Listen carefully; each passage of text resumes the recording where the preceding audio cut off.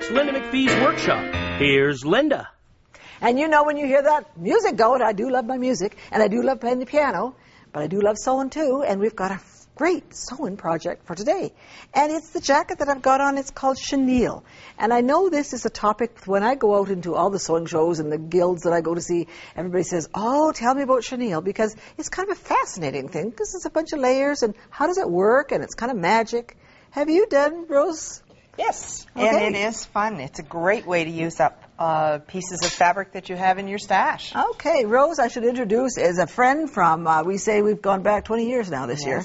So you've been sewing and working with me. You kind of follow me around to some of the shows that we go to and help me. And you've been a great friend. And, it's been a great experience to follow you around and we're to not these done shows. yet. That's right. That right. So yeah, chenille is just fun, and it's magic. When you put this in the washing machine, I mean, this is what you could start out with. You start out with layers. The whole thing to remember about chenille is that you have to sew at a 45-degree angle to the straight grain. So there's the straight grain on this, 45-degree.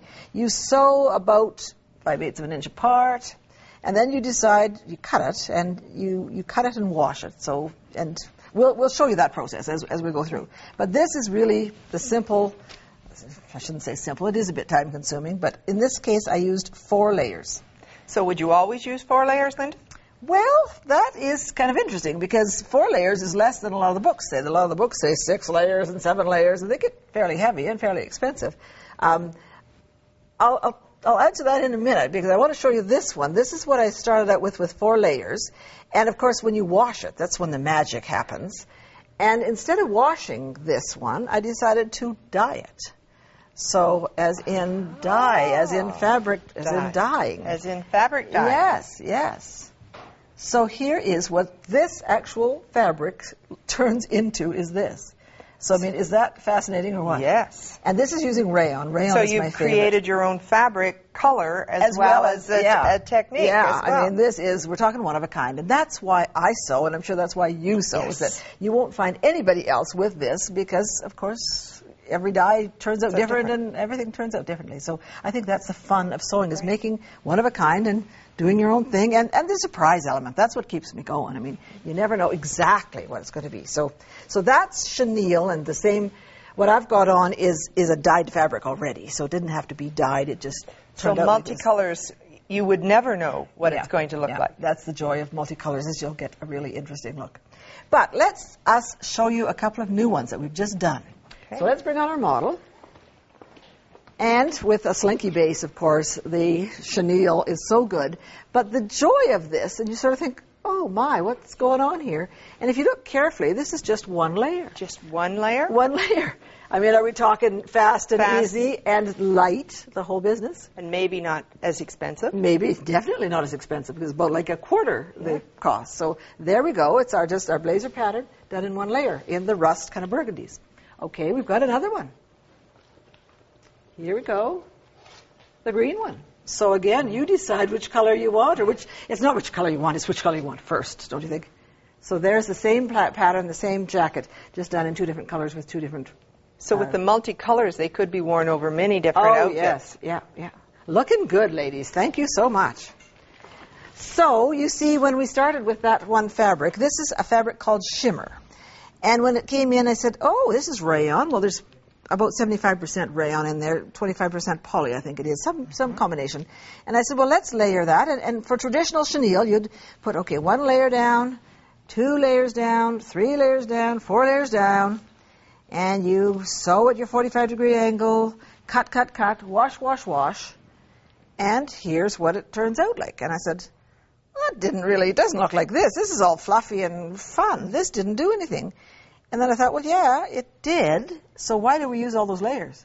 Why don't we just use 1 layer? Good idea. So that was how I came up upon this. I said, 1 layer is the way to go.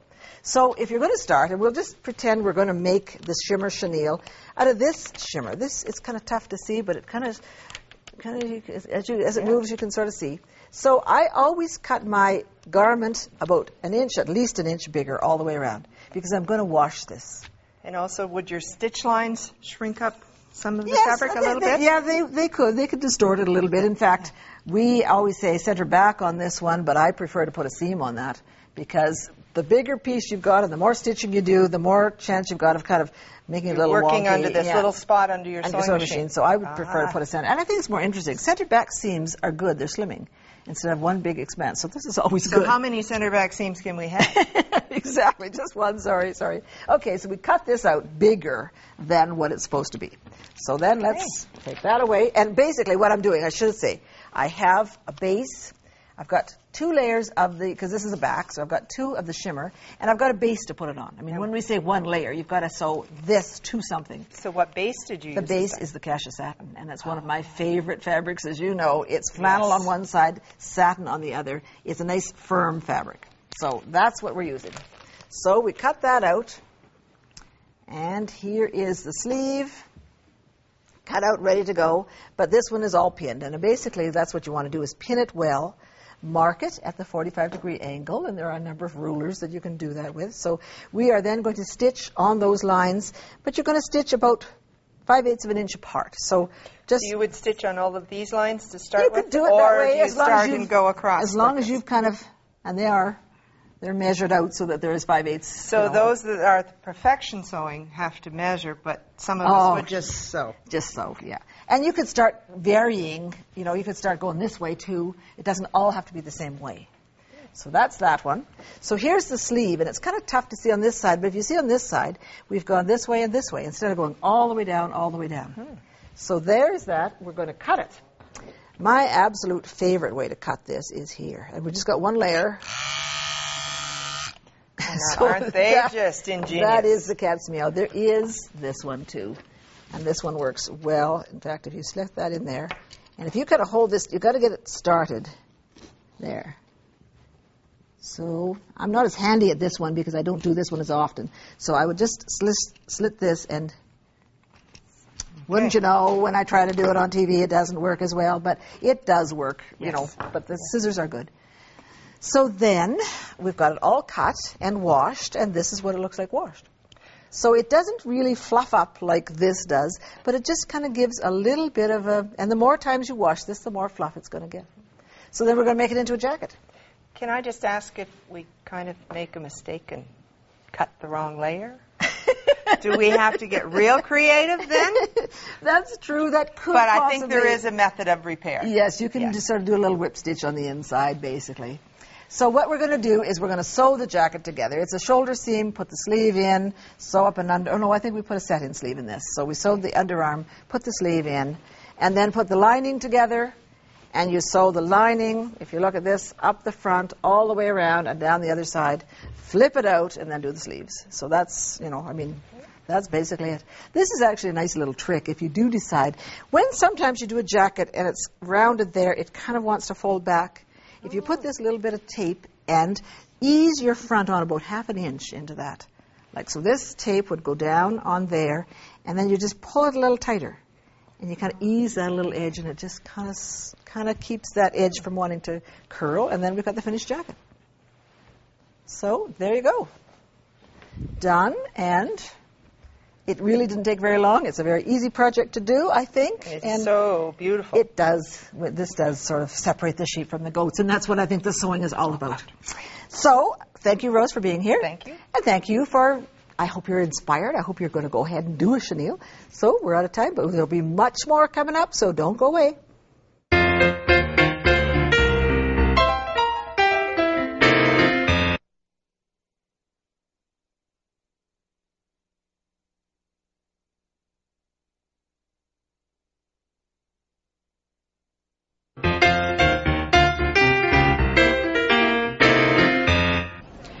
There's Rita. Hi, Rita. Hi, Linda. You see so many friends at this show. That's why I love coming to the Canadian Craft and Needlework Association show, because all the good people are here, the people that are in the industry. This is an exciting industry, and we've got all the people here, including Eva. Hi, Linda. And it's good to have you here. Thanks for coming. You know, Linda, you and I love to sew, but every once in a while I like to do something just kind of quick, and I found some new Sela no-sew adhesive tape that comes in several different widths, and it's great for doing embellishment. You know, I'm with you. I don't like glue to show. Like, if it doesn't show, it's okay. Well, and if we can do it really quick and it's going to last, What for Like the it's gonna stay? It'll Yeah, last. yeah, okay. You can move it. It takes a while to cure, so you're going to add a 1/8 inch because we're doing the rickrack. So it's sticky on this one side. Is this what you're saying? Sticky on one And side. you'll put it down like this. Yep. And I'd imagine you'd have to kind of press it in to get that to They stay. also have a little tool that you can also go along, but Yeah. I usually use my fingertip. Okay, so just do Then that. once it's stuck, you peel it off. And it is there. You can't really see it. It's there, and then I'm just going to stick my rickrack down, press it down, and if I don't like the position, there's a curing time, about 24 hours, then you can move it and reposition it, but then it's stuck. And you can see I made it in a little bag.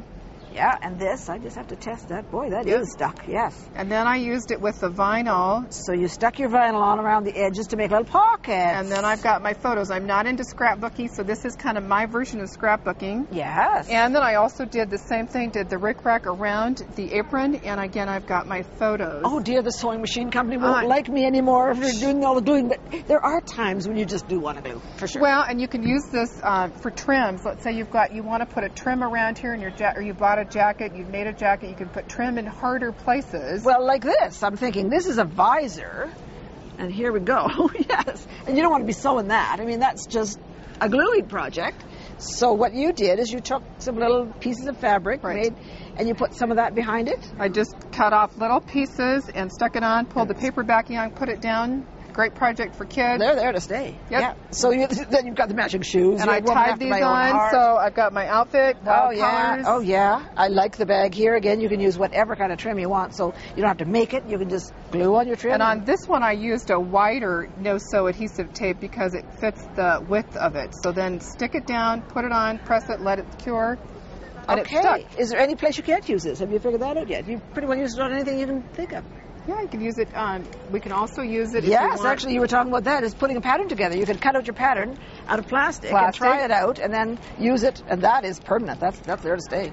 That way then, this will kind of conform to your body and you know if it fits. Yeah, yeah. Oh, I think this could have quite a few good uses. I think this is great. So thank you so much for being here again. Again, it comes in different widths and you'll have fun using it. I know you, Linda. Thanks so much. It's always fun to get out on the road and see what you can see because there's so many exciting things out there. But we have a really exciting, they're all exciting, but this one is sparkly and it's no-sew. So don't go away. We'll be right back.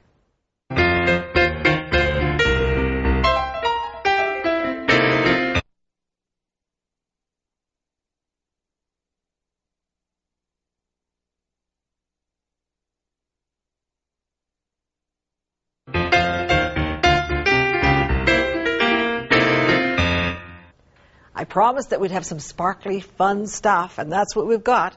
I'm joined by Abby Riba, and it's nice to have you. Well, thank you so much for having me. All the way from Florida. Yes. So that's great. That's great. I'm glad that you came. So you are, well, you started out as a professional dressmaker. That's what you said.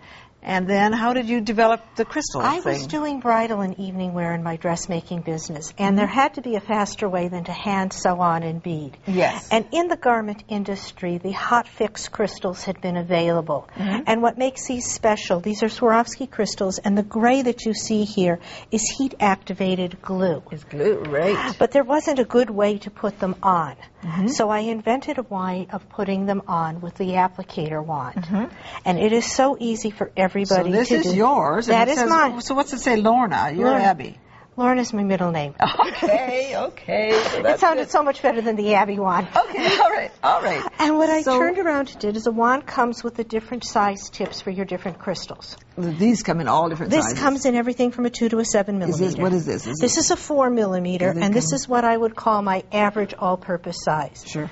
And what you do is simply lightly tap it to pick it up. This is plugged in, so this it's hot. This is plugged in, yes. Okay, yeah. And I'm waiting for the glue to get hot and bubbly. And can I see that? Certainly. Okay, let's do this. Yeah. Do it again. And we did a garment here, and I thought this would just be so nice, just a bunch of them around the neckline. Do you see the bubbles? Okay, can we see that on the camera? Can the camera see the bubbles? Yeah, it is kind of melting. I can see that it is kind of melting there. And, oops. You know, the one thing I didn't tell you I needed on this show was a pin, which you've got right over there. Okay, all right. And that's all right, because every so often something doesn't want to come out, and I'm just going to put it down where I want. The Oh, you slide it down. I slide it down. Right. Okay. And these, you say, Abby, are absolute. And that was just a little bit warm there. That's, Well, yes, please do. yeah. Okay. These are machine washable, dryable, dry cleanable. They are not going anywhere. I think I have to do this. So All I have right. to put this down like that. Yes. Hold it upright. Hold it upright and let it bubble a little bit. In this size, it's about 8 to 10 seconds. Okay, so that should do it. And I could just, give me a little more cord here. I don't step. So I put it down a little longer. Just hold it. You should lift it up now. Now? Oh, wouldn't you know, I failed. But you can do that. We can fix that. Yeah, yeah. There we go. Sometimes if you push down too hard when you pick it up or push down too hard when you put it down, it just doesn't want to come down. Sure. I'm sure you develop a knack. It takes a couple times and then it's fine. That is just gorgeous. But what I want you to see is that this is not going anywhere because I've done it on a swimsuit.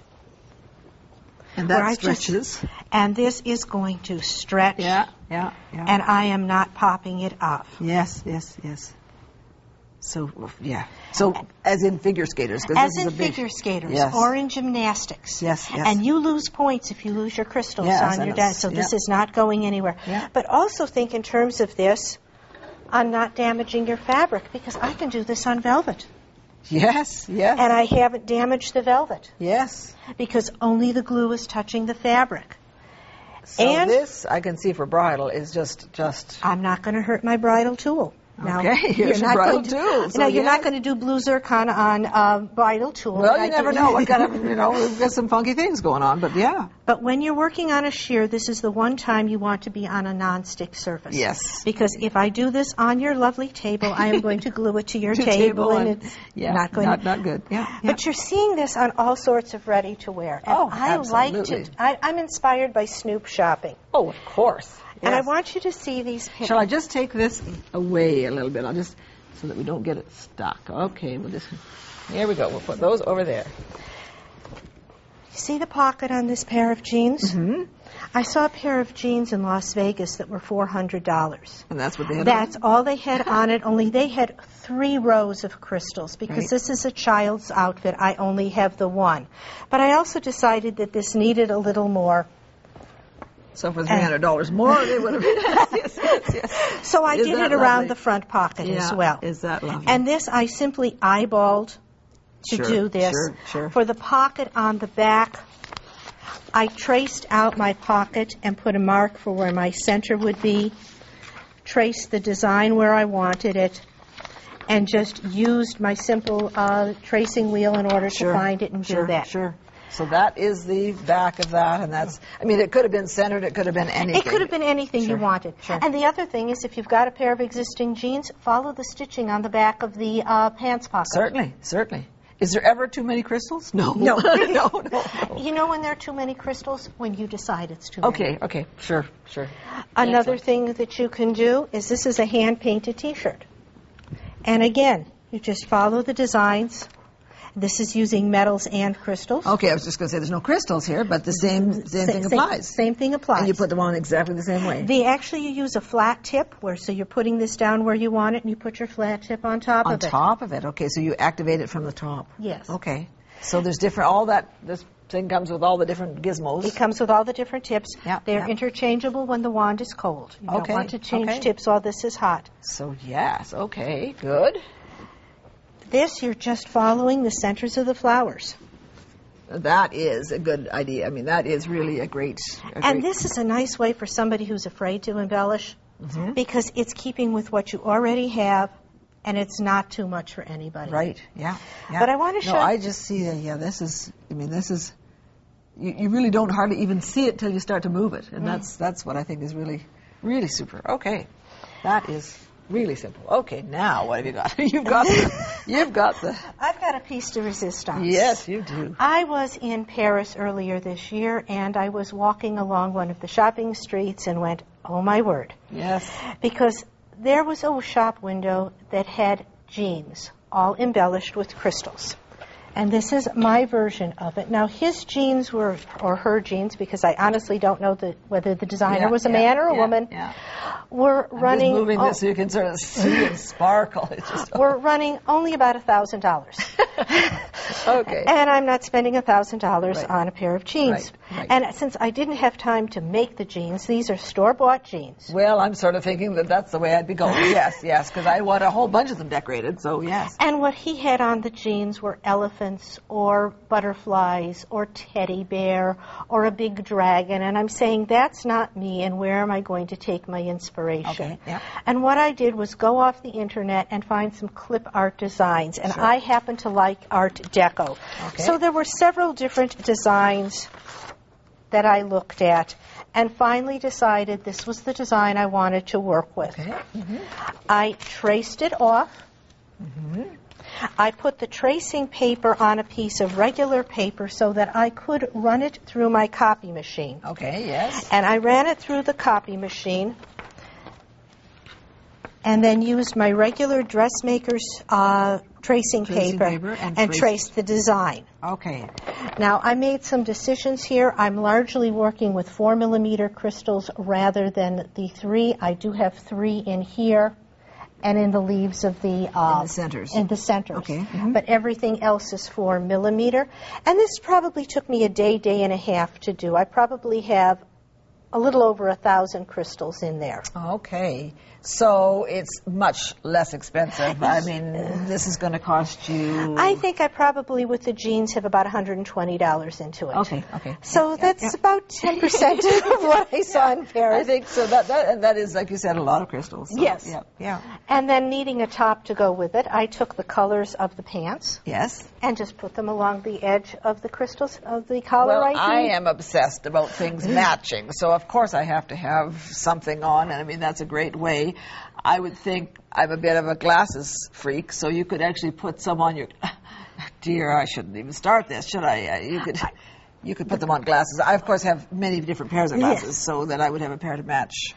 The glasses, first of all, I would tell you, please try it on the inside of a pair of glasses first. So that you don't... And make sure that it will stay. And you're going to test that it's going to stay by scratching it with your finger. Okay, that's a pretty good test, yeah. If it doesn't go anywhere, you're good to go and go on the right side of your glasses. Sure. If it does go somewhere, if it's telling you this plastic doesn't like the glue that's on the crystals, pop out your lenses, take something and sand the plastic and rough it up. Okay, and then you can turn around and do that. Okay, let's get back to this exact one because I'm thinking it's sort of like beadwork, the old original, native beadwork, and they always start often start on the outside and go in, or do you start on the inside and go out? I actually started on the outside and went in because I hadn't decided what I wanted to do, and my first rule was that I wanted... You wouldn't have had to fill it in, I suppose. No. And if you decided this is too much for me, you could have simply done the outline of the flowers, as I did here. Yeah. And decide at some stage when enough is enough. Yes. It's akin to coloring is what I'm thinking. You're going to color the outside and then fill it in with whatever, that's how simple it is. That is how simple it is, and that's what you want to do. And again, you're in control, so if you decide, and when you put this down, this isn't what I want, you could have very easily have eliminated the side flowers or some of the leaves. Or if you run out of crystals, spare the thought. You go get some more crystals. Yeah. There's lots of crystals, and you're saying these crystals are in lots of the sewing shops these days. It's a staple, isn't it? It is a staple. Yeah. And the other thing you could do is turn around and add this with machine embroidery. Yes. Rather than doing the crystals for right here, I could have done simply a satin stitch on my sewing machine. Yes. I'm thinking this little jacket that I've got on, we could maybe put some centers in the, when you start to think and when you start to play this game, there is no end. It goes on and on. And it's limited to where you feel comfortable. Sure. So if you're comfortable with this glitz, that's great. And if you're not comfortable with the glitz, you can always take away. We are out of time. We've got to go. So watch me again next time. We'll have more fun. To receive the companion book for this series, send $19.98 to the address on your screen or call 1-888-MacPhee's.